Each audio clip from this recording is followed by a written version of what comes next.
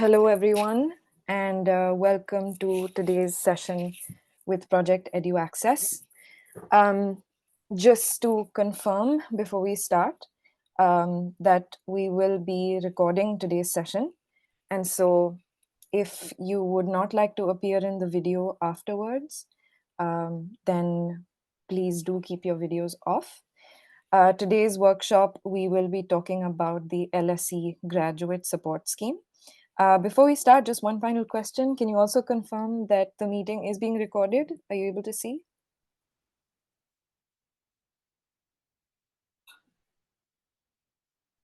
Yes, it is. Okay, great.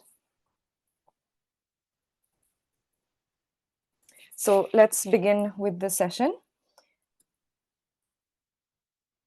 So for today's workshop, we'll start by talking a little bit about Project EduAccess and what we do. We will then be introducing our panelist for today, who will then take over and give you an overview of the LSE Graduate Support Scheme. She'll talk about some of the application documents that you will need when you're making the application. She'll talk specifically about the motivation letter or the statement, and finish off with some general tips in case you are considering applying for this scheme.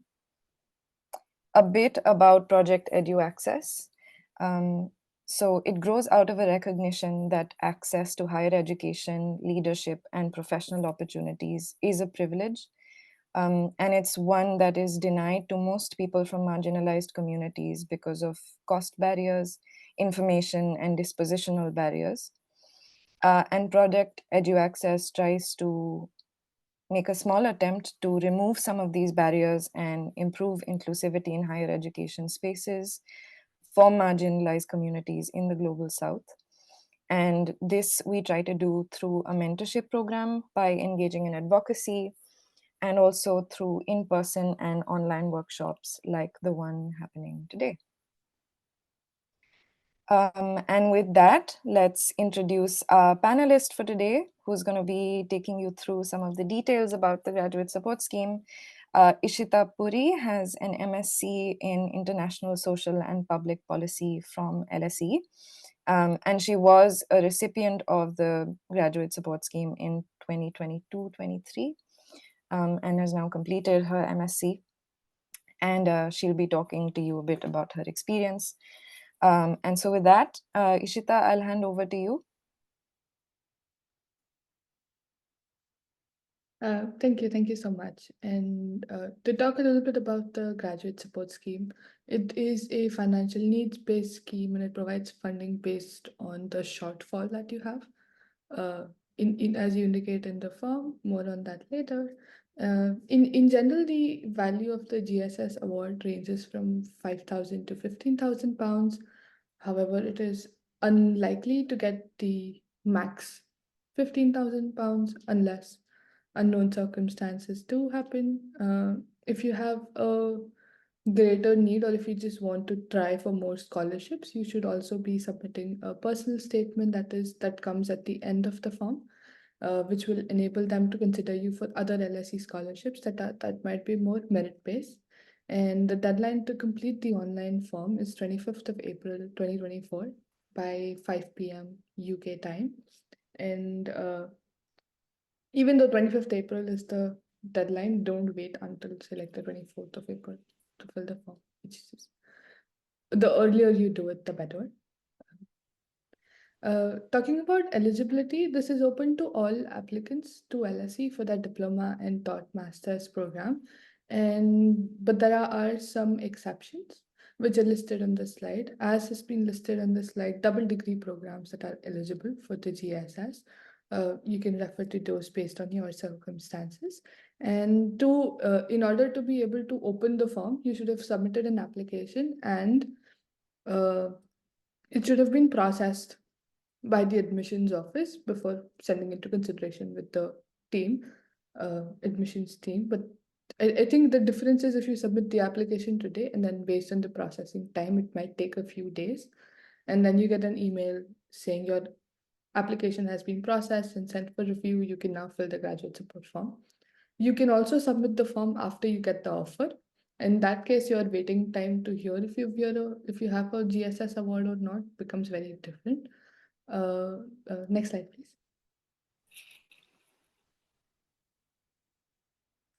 So the application process. Once you submit your application, you will, in your LSE for you portal, you will get a link for the LSE Graduate Financial Support form.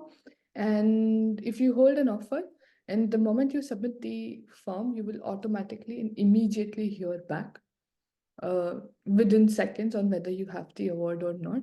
If you have not received an offer, as in if you submit the form uh, with your application, then you should hear back based on the outcome of your applications. As in, if you're selected, then you also hear back selected and with what degree of the GSS award. If you're not awarded a GSS, then the information that you fill in the form of the personal letter or the motivation letter, is used to consider you for other LSE scholarship, but those you won't come to know about until like much closer to the start date.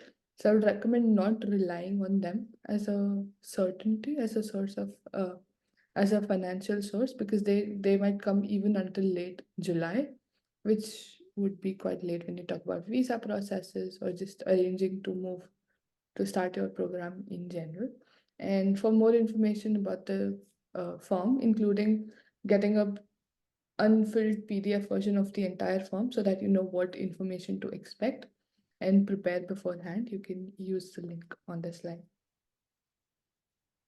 Next slide, please.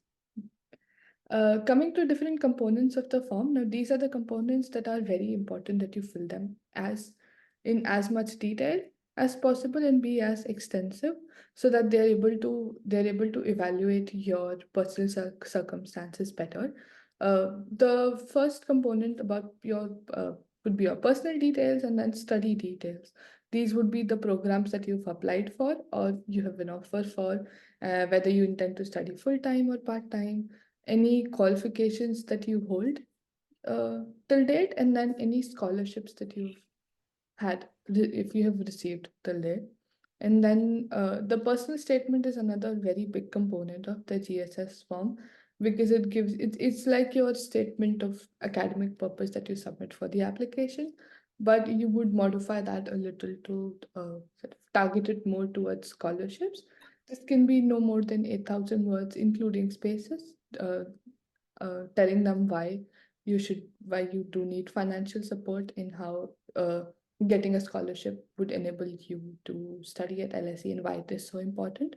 A key thing to note here will be that some LSE scholarships, particularly for overseas students, would want the recipients to return back to their home country after the master's course has ended. So just keep an eye out if you get any of those scholarships and see how that works out. Next slide, please. Next, about current personal circumstances, the following like this component and the one after is the one that would ask a lot about your financial sources, a lot about your present financial circumstances, whether you plan to work while you study, if you plan to work, then for how long, like 5 hours, 10 hours, or 15 hours a week.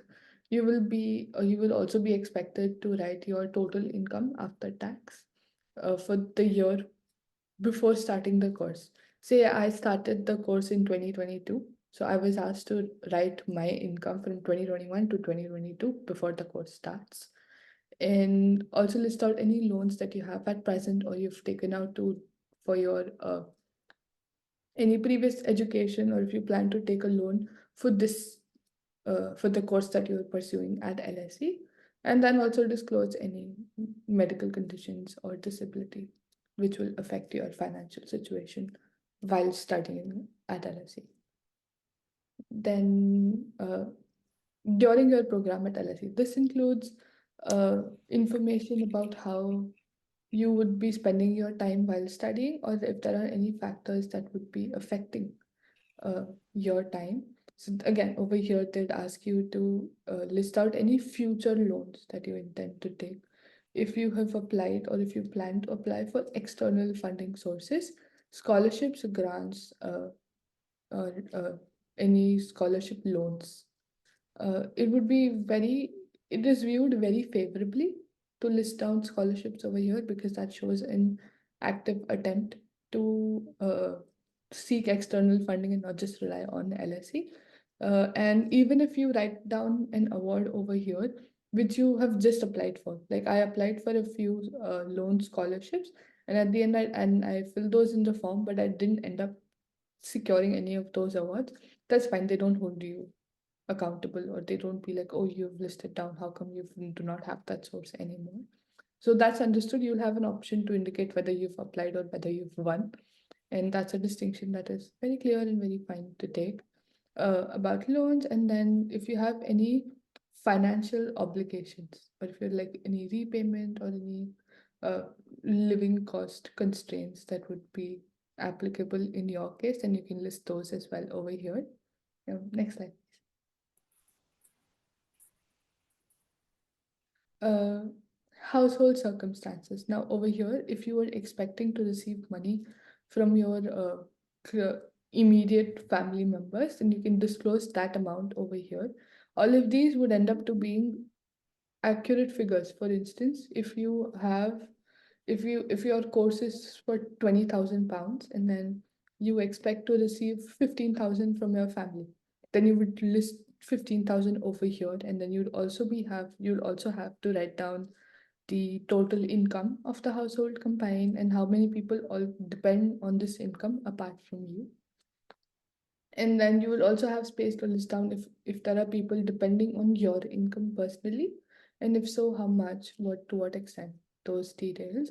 And once you fill in the exact figures for all these fields, the summary of secured funding is a page where it pre-populates these information and sees how much you've left. For instance, if your course fees is 20,000, you expect to get 10,000 from loan and 5,000 from your household, then you have a shortfall of remaining 5,000. Then you can request, but then you can add, okay, as per my current sources, I do not have like I am falling short of 5,000. Can I get a GSS equal to that amount? That would help me to uh, study at LSE.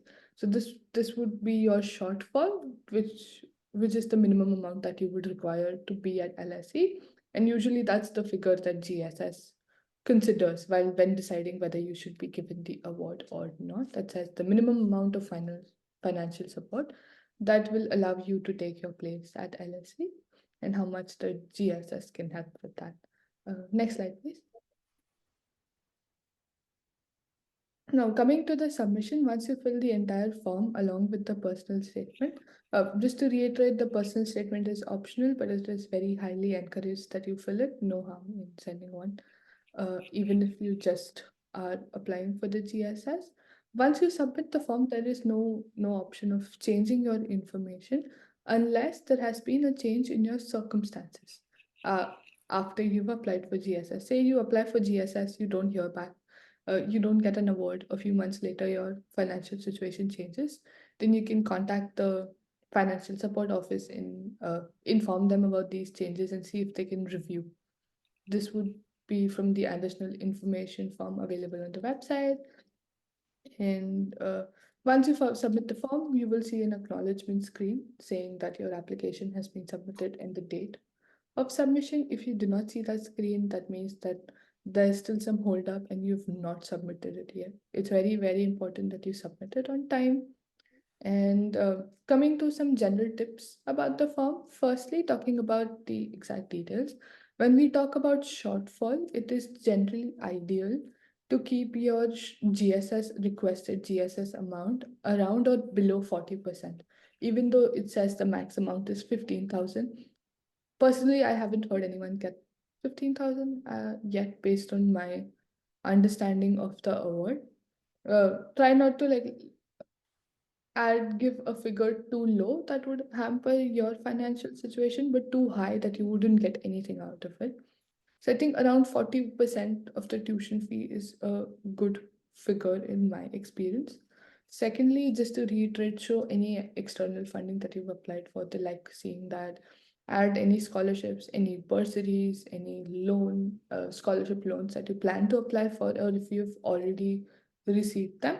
If you've already received them, then they'll also count towards the shortfall. So then you've a better chance at highlighting a GSS amount, and be as extensive and as clear while adding all your financial sources.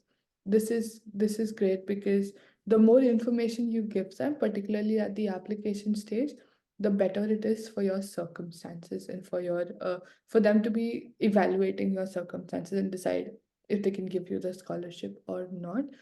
Talking about people who apply after they have an offer, as was the case with me, I applied for GSS. After I received my offer, I applied around late January. And in that case, the moment you submit the form, you hear back whether you get the scholarship or not. And if you do, how much. So in that case, because of how automated the system is, I do believe there's some sort of range which your application markers assigned to your profile be like. If someone asks an amount between so and so, then give them the amount because of how automated the process is. Just just to clarify that there is no official guidance on how they mark people's GSS application.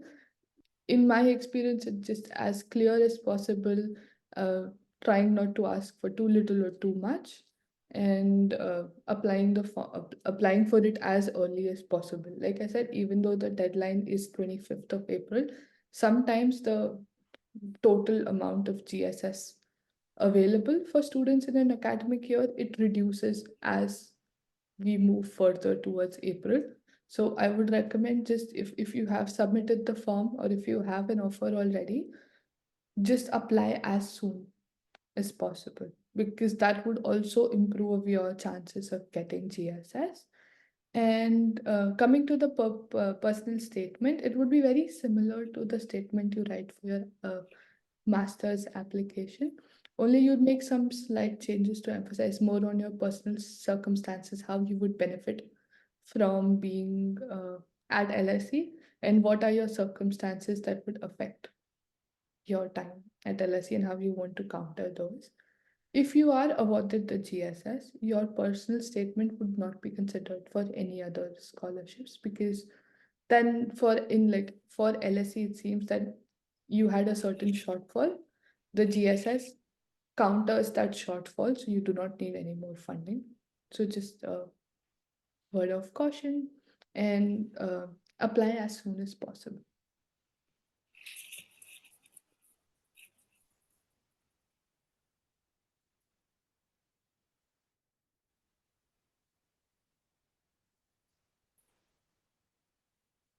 Happy to answer any questions about the form. Thank you, Ishita. And yes, if anyone has any questions, please do feel free to ask. You can either raise your hand if you'd like to, otherwise, you can also put your question in the chat.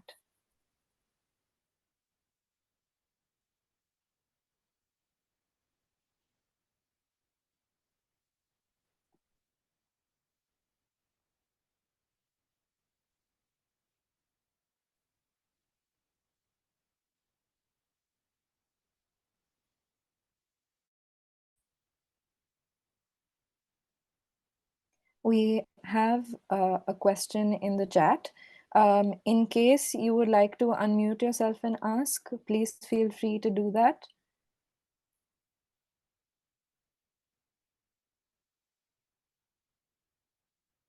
Okay, we have one hand up.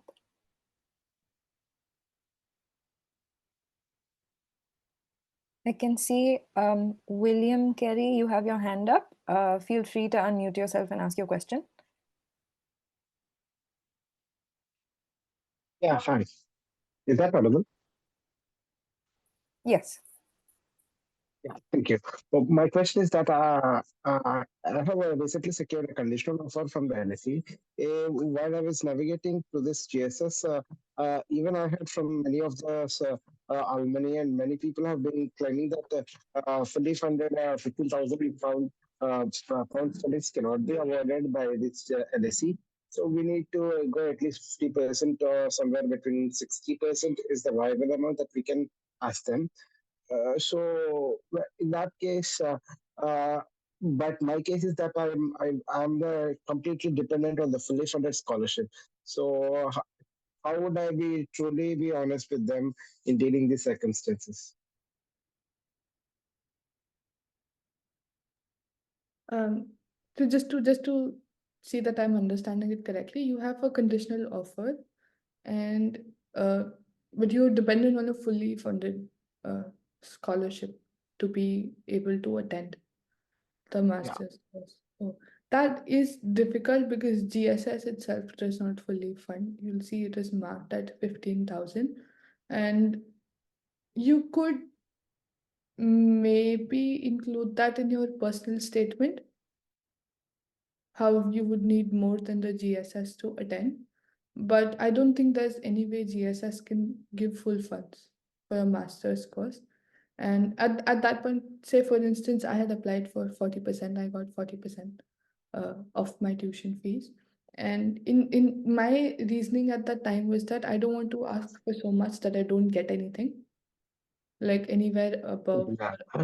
15,000. Like I still have heard a few people get 12,000, but that's as far as I've seen. So I don't think GSS is the right award to be looking at if you want a fully funded scholarship. And also, apart from GSS, there are other awards being provided by LSE. Are these below the amount of the GSS, or it is more than the awarding of the GSS? Sorry, I don't think I understood the question. Yeah, I mean, the amount of the criteria limit for the GSS is 15,000. Mhm. As if we go for other scholarships, do we be provided with more amount other than 15,000? Um, I think so, but I'm not entirely sure because, like I said, I wasn't considered for any of those, and you wouldn't come to know if you have got one until much later. So I think there are a few uh, for Indian students at least that I had checked out while doing my research, and I think there should be a few, but not sure. I mean, like the best source for it would be the LSE website. Yeah. So best is that can I quote till 60% at least? Is that is that does that work? I'm not sure even that. How would you add 16,000 to the form though? I mean 60% of the annual 60%. tuition fees. Yeah. 60%. The thing is with GSS, there's no official criteria or official guidance. These things are what people. So while I was applying, I talked to a lot of people, or I checked a lot of student websites online that discussed about GSS, and this is the Yeah. figure that I came across. So you could, but there's no way I could say with confidence if adding 60% would help or if adding 40% would help because it is Okay, very thank you. ambiguous. I understand that. But one my last question is that do we get the amount exactly that we quote, or the below the amount that we get in general? I've heard of some instances where people get below the amount as well, Okay. but I'm not sure how that works out. Okay. Fine. Thank you. That's the Great. So, moving on, we'll just take a couple of questions in the chat and then we'll move back to those who have hands raised. There's a question in the chat that asks about how LSE is a support to an agriculture graduate. Ishita, is there something, sorry, you would like to respond to? I'm not sure if I'll be in a position to respond to that. Um, Yeah, but it is a bit of a specific question. Sorry, Ishita, go ahead. no, I was like, no, I was just saying the same thing. I don't think I heard anything about the agriculture course. I'm not even sure if there was one at LSE. Yeah, I mean, I'm not sure either of us are in a position to necessarily respond to that. But in case you have a more specific question, feel free to share it as a DM, or um, if there's a particular question related to the graduate scheme or anything that relates to Ishita's presentation, then feel free to ask. For those who were let in a little later in the workshop and have joined uh, closer to now, just to let you know that this meeting is recorded, and so everything that we've discussed today, even if there are chunks that you missed, all of this will be uploaded later on, so you will be able to access and catch up on anything that you'd missed. We have another question in the chat that says that's related to your program, Ishita. The question is, overall, how satisfied are you with the course and the department? It was great. So it was in the social policy department. My course was a specialization within it because I wanted research methods and I got them. There are a few more specifics that I would not want to get into, just to not to bore everybody else who are not as interested to geek over research methods. But I'd be happy to discuss this one on one later on. Like I can share my contact details if that works out. Like I wouldn't want to bore everybody else. If there's anything that you feel like could benefit the group, that feel free to share. And Otherwise, you can also DM. one thing that would be across every course is to look at strikes. When I was studying, my second semester was impacted a lot by strike and industrial action by the teachers union, which is this is much later when you select your courses, like your modules within the courses. Just keep an eye out for any new industrial action announcements and see if it affects your course as much as it did mine, which is not ideal. Okay, we have one more in the chat that says, suppose my GSS calculated amount comes up to 16K. Should I let it be or try to make the calculated amount less than 15K? I think ideally speaking, it should be less than 15K, right? Considering 15 is the maximum you get.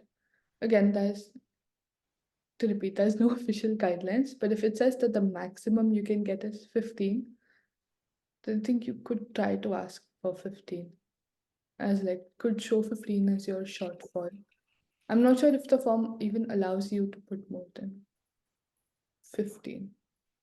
I'm not sure. That is something that maybe you could add it once and see if it works out.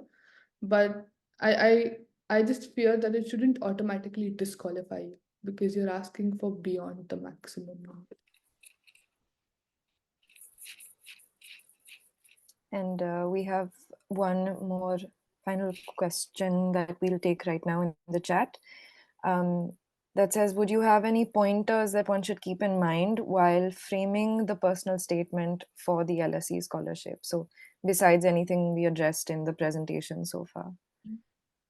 Not really. I could repeat a few, like emphasize on a few more in case uh, a question asked for missed those. But yeah, just sort of show your profile, boast a little more than what you did in your academic statement of purpose, because over here they not just want you to tell how much of a good student you are, because I think everybody who applies are great in the fields of what they do. So try to be a bit more about how your personal circumstances have impacted your journey so far and how they would how you would continue to grow at LSE, but how much you need a scholarship to do that, considering how expensive it is for you.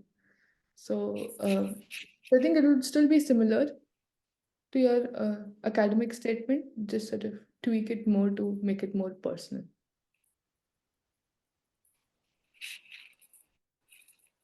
Okay, and we have a couple of hands raised. So we'll go to Seher first and then to Michelle. So Seher, if you want to unmute yourself. Hi. Yeah, my question is also related to personal statement.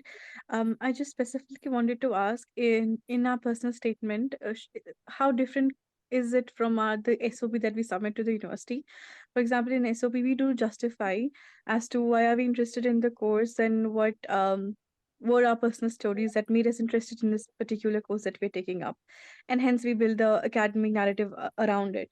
But in this one, are we at all supposed to justify the choice of the selection of our course?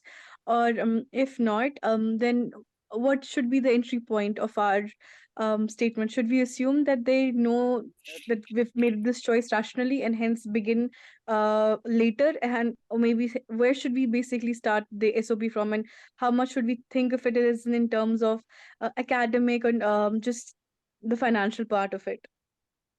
Okay, that's a good question. I would say if your if your SOP is 80% academic and 20% personal, then your personal letter should be maybe 60% personal and then 40% academic. Or like I wouldn't say you completely omit the academic side, like just like a reverse, because the only reason why I say this is because even though you are trying to talk about your personal circumstances, you're still trying to justify why LSE, why you want to study at LSE, and why you need financial support for it. So in order to maybe like argue for financial support, you would need to also talk about why LSE is a good place, or why this course that you've chosen would help in the personal journey that you've taken so far,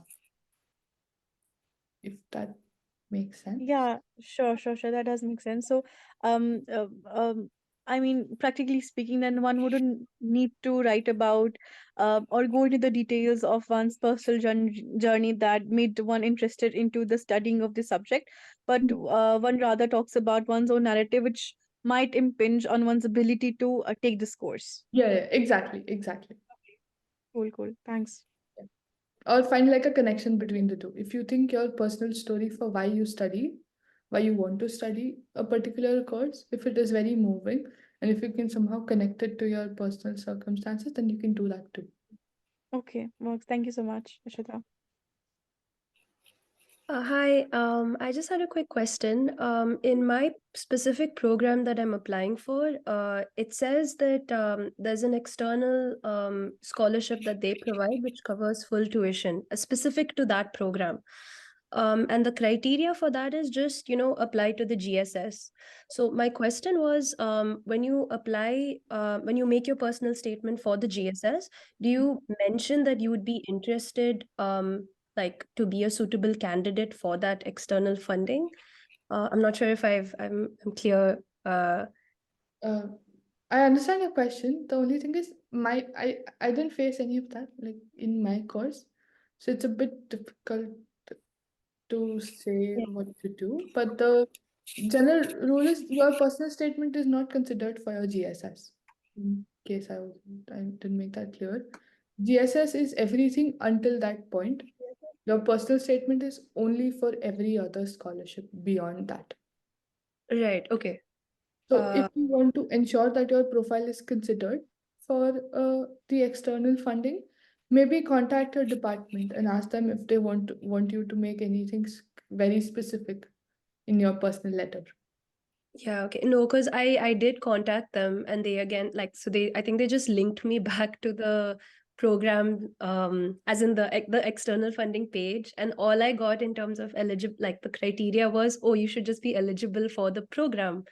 And so it was just a bit of a, like a sore spot there. But I think, yeah, I think it should just make sense specifically to that program if I speak to someone within that space. Yeah. Yeah, or maybe in that I don't know, the external funding website, do they list out any criteria on how they No, evaluate? they again list out the LSE link, so to my program. So the question is, I know the GSS covers, like you said, up to 15,000, and Mhm. so the specific scholarship covers like full tuition. So that's when I was just wondering, oh, if I do apply for the GSS, do I just mention, hey, I could be a suitable candidate for this, or I'm interested to, I just feel like that's the only way I could like be clear about it. But No, I think, yeah, I think I just need to. So you could mention the name of the funding in your personal letter. Yeah, Be like something like this, and this funding excites me so much because right. you pursue something and then meet people, like-minded people, or just weave it Yeah, into yeah, like in a very subtle way, yeah. just very clear. But I think asking someone from your department might make Makes more. more sense. Yeah, yeah. All right. Thank you. So I think that also kind of addresses a question we had about whether this scheme was merit based or financial based. So we kind of talked about the um, criteria for evaluation. There don't seem to be any more questions in the chat at the moment, and no hands up, but we do still have time in case anybody is considering a question, contemplating, even if it's half formed. This would be the opportunity to ask.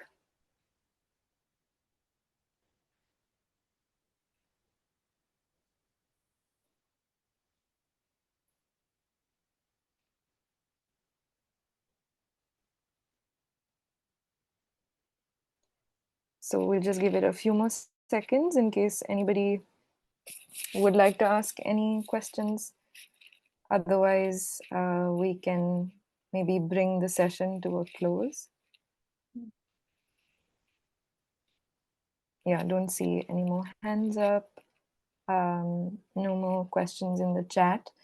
I am putting some, okay, we have a question here.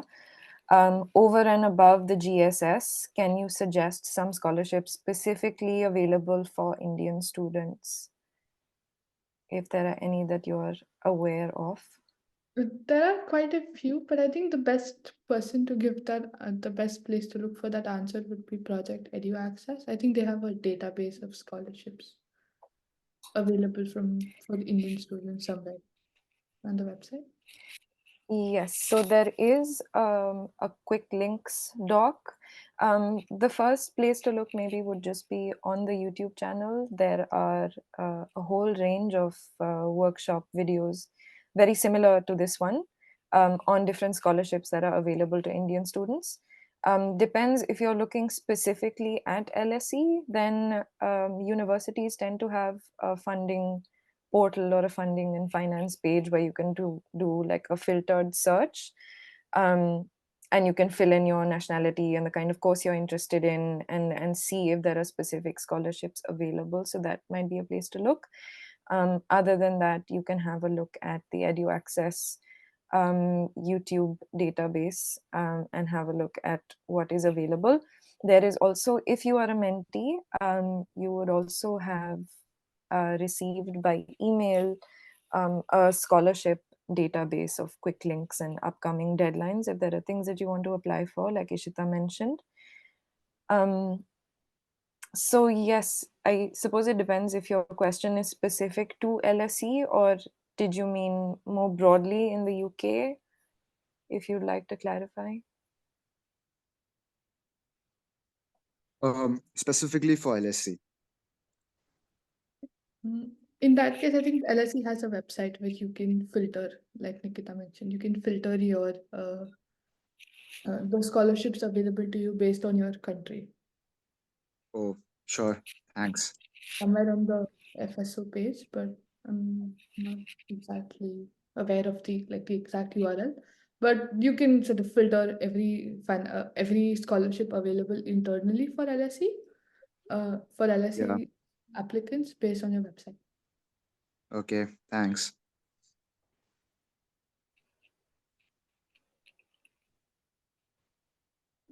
Great.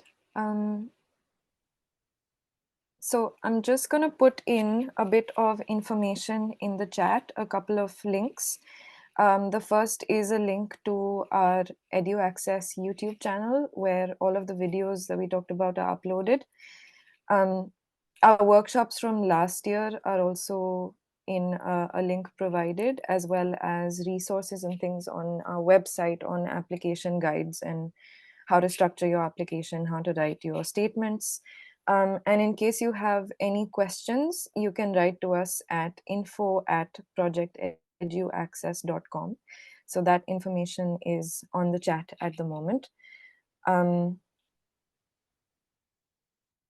Seeing as there are no more questions, we will bring this session to a close. Thank you for joining us, and please do join me in thanking Ishita as well for taking time out on a Sunday and joining this session and conducting and hosting it and answering all the questions. Nikita, I So think thank you. there's one last question in the chat. Oh, excellent.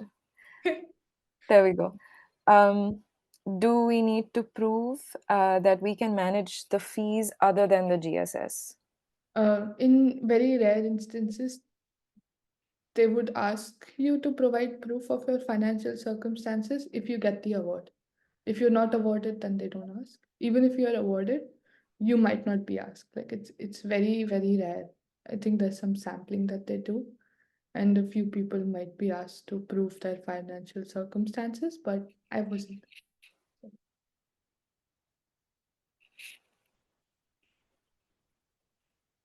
Sorry, go ahead, Nikita. No worries. I'm just waiting to see in case we have any more questions or any more hands. But that seems to be it for now. This session was recorded and will be uploaded on the YouTube channel afterwards. So you will be able to catch up on anything that you may have missed at the start. And just thank you once again, Ishita, and take care and enjoy the rest of your Sunday evening, everyone. Have a nice evening. Bye-bye. Thank you.